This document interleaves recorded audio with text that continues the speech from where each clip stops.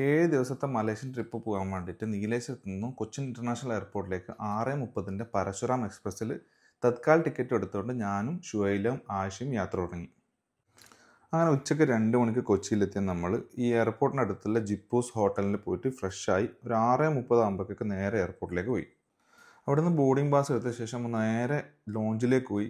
കിടക്കാൻ ഉണ്ടായതുകൊണ്ട് തന്നെ 2000 രൂപ വിലയിൽ അൺലിമിറ്റഡ് ഫുഡ് വെറും 2 രൂപയ്ക്ക് നമുക്ക് കിട്ടി. അങ്ങനെ വയറ് നിറച്ചും ഫുഡും കഴിച്ചാട് വെയിറ്റ് ആക്കിയിരുന്നു.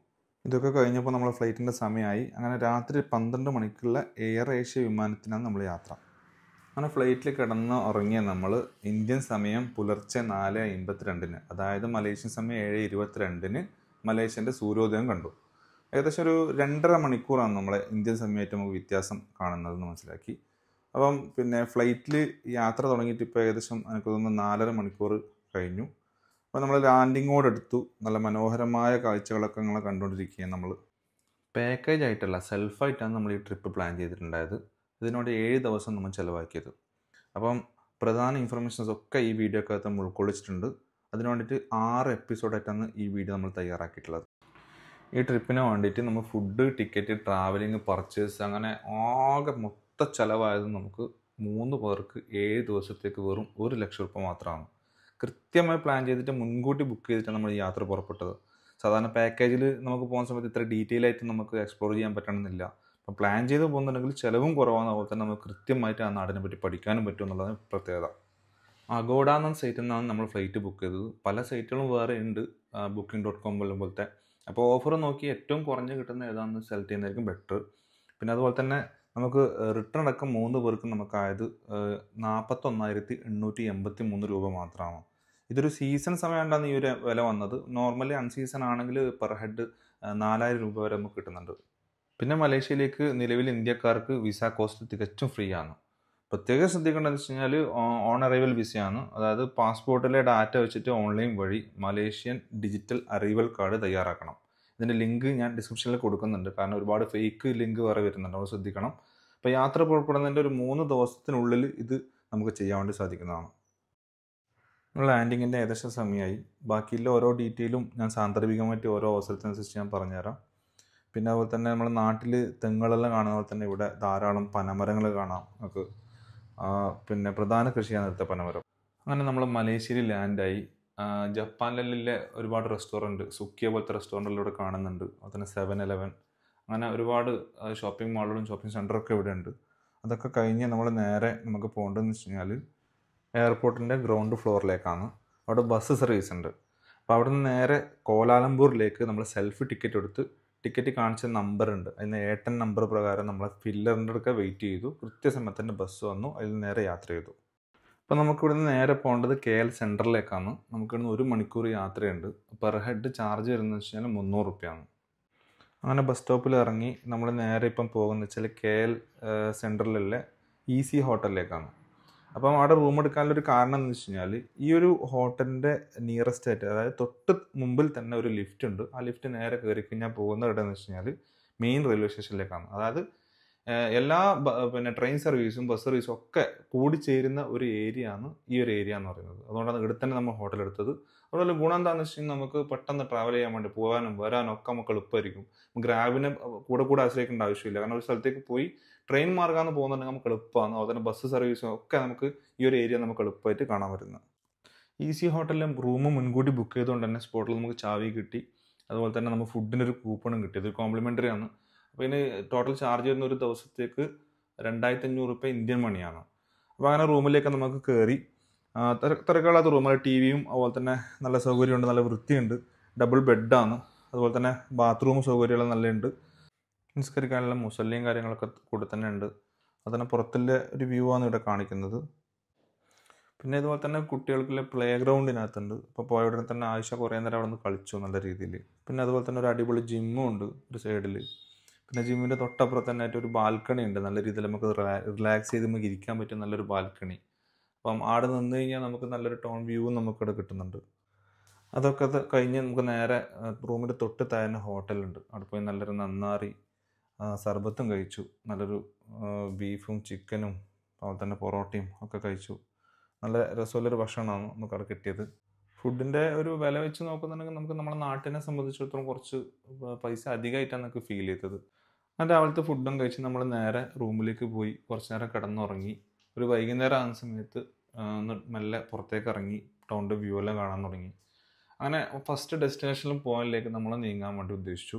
അപ്പോൾ ഇവിടെ ഇറങ്ങിക്കഴിഞ്ഞാൽ നമുക്ക് ആദ്യം വേണ്ടത് നമുക്കൊരു സിം കാർഡാണ്. ഒരുപാട് പ്രൊവൈഡർ നമുക്ക് പ്രൊവൈഡ് ചെയ്യുന്നുണ്ട്. അപ്പം ഞാൻ എടുത്തത് മാട്രിക്സ് എന്ന് പറഞ്ഞ കമ്പനീൻ്റെ സിം കാർഡാണ്. ഏകദേശം ഇന്ത്യൻ മണി ഒരു 1000 രൂപക്കുള്ളിൽ മാത്രമേ ആയിട്ടുള്ളൂ. അപ്പം അത് നമ്മളെടുത്ത് പിന്നെ നമുക്ക് വേണ്ട ഒരു പ്രധാന കാര്യം എന്ന് വെച്ച് കഴിഞ്ഞാൽ നമ്മളെ പൈസയാണ്. അത് ഉപയോഗിക്കുന്നതെന്ന് വെച്ചാൽ റിങ്കിറ്റാണ്. അപ്പോൾ റിങ്കിറ്റ് എന്ന് പറയുമ്പോൾ നമ്മൾ ഇന്ത്യൻ മണി വെച്ച് നോക്കുന്നുണ്ടെങ്കിൽ ഒരു റിങ്കിറ്റിന് നമ്മൾ ഇന്ത്യൻ മണി ഏകദേശം 19-20 രൂപ വരും. അപ്പോൾ അത് കണക്കൂട്ടാനുള്ളൊരു എളുപ്പ വഴിയും കൂടിയുണ്ട്. നമ്മൾ ചിലവാക്കുന്നത് ഒരു 10 റിങ്കിറ്റ് ആണെങ്കിൽ 10ൻ്റെ കൂടെ ഒരു 0 ചേർത്തതിന് ശേഷം അതിനെ മൾട്ടിപ്ലൈ ചെയ്താൽ മതി.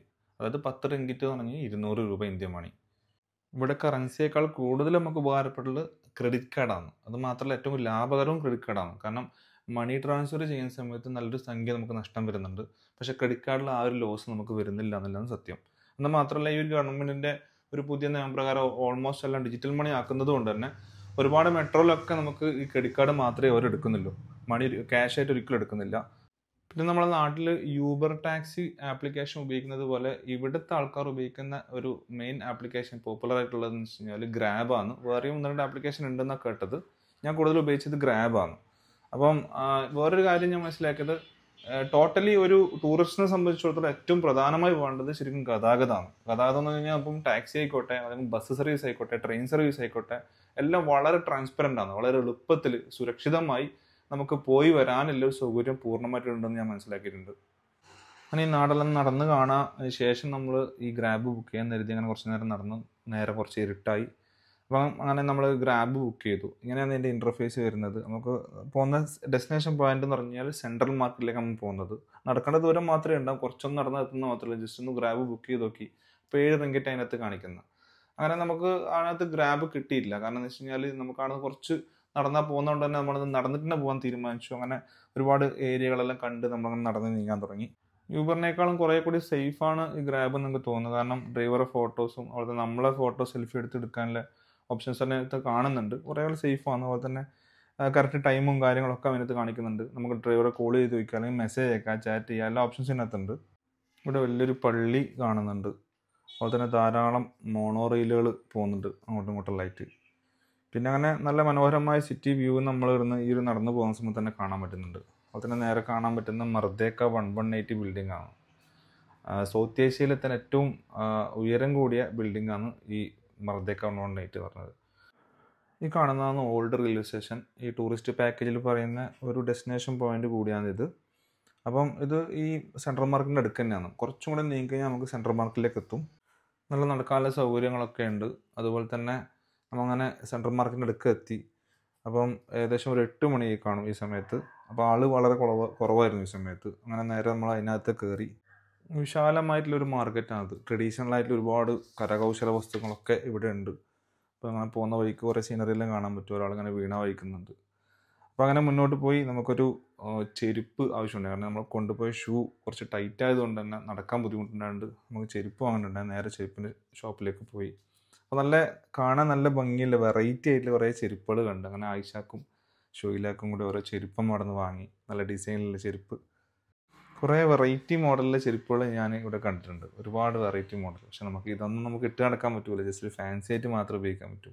കുറച്ച് ഇട്ട് നടക്കാൻ പറ്റുന്ന നല്ലൊരു ചെരുപ്പ് നമ്മളങ്ങനെ സെലക്റ്റാക്കി നമ്മുടെ ചെരുപ്പും വാങ്ങി നേരെ മുകളിലേക്ക് പോയി. അപ്പോൾ ഇവിടുത്തെ ടോട്ടൽ വ്യൂ ജസ്റ്റ് നമുക്കൊന്ന് കണ്ടു നോക്കാം.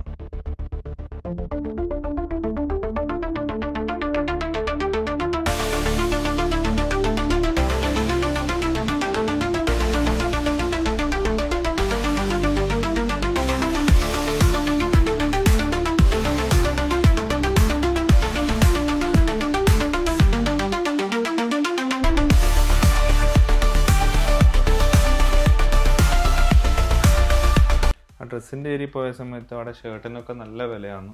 നാട്ടിലത്തെ ഏകദേശം ഒരു 1500-2000 മുകളിലേക്ക് കാണുന്നു ടീഷർട്ടിനൊക്കെ. ഭയങ്കര അധികമായിട്ട് തോന്നി. പിന്നെ നമ്മളെ ഒരു ട്രെൻഡിങ് ആയിട്ടുള്ള നമ്മളെ മലായി തുണിയുണ്ട്. ആ തുണി നമ്മളെ ഇന്ത്യൻ മണി വെച്ച് നോക്കുന്ന സമയത്ത് ഒരു 200 രൂപ മാത്രമേ വരുന്നുള്ളൂ. കുറച്ച് തുണികൾ വാങ്ങി. പിന്നെ വേറെ കാര്യമായിട്ടൊന്നും പർച്ചേസ് ചെയ്യാനൊന്നും ഞാൻ കണ്ടിട്ടില്ല. അങ്ങനെ അവിടെ നിന്ന് നേരെ നടന്ന് നീങ്ങി. അങ്ങനെ തൊട്ട് താഴെ തന്നെ ഒരു ഐസ്ക്രീം കഴിക്കാമെന്ന് വെച്ച് കുറേ നടന്ന് ക്ഷീണിച്ചുകൊണ്ട് ഐസ്ക്രീമും കുറച്ച് വെള്ളവും കുടിച്ച് 5 റിങ്കിറ്റാണ് നമുക്ക് ഐസ്ക്രീം വരുന്നത്. അതായത് നമ്മുടെ നാട്ടിലത്തെ ഏകദേശം 100 റുപ്യ അര ലെവലിൽ വരും. അങ്ങനെ ഐസ്ക്രീമും കഴിച്ചിരുന്നു ഒന്ന്. പിന്നെ നേരെ തിരിച്ച് നമ്മളെ റൂമിലേക്ക് മടങ്ങാനുള്ള ഒരുക്കത്തിലായി. അപ്പോൾ ഇന്നത്തെ വീഡിയോയുടെ വൈൻഡപ്പ് ചെയ്യുന്നത് നമ്മളെ എപ്പിസോഡിലെ ആദ്യത്തെ എപ്പിസോഡാണത്. ഇനി 5 എപ്പിസോഡായിട്ടാണ് ഈ മലേഷ്യൻ ടൂറിനെ നമ്മൾ എക്സ്പ്ലെയിൻ ചെയ്തിട്ടുള്ളത്. അപ്പോൾ അവിടുത്തെ ഒരുപാട് വിശേഷങ്ങളും അവിടുത്തെ ഒരുപാട് കാഴ്ചകളും ഒരുപാട് അറിവുകളും നമുക്ക് തരാൻ പറ്റുന്നു പ്രതീക്ഷിക്കുന്നു.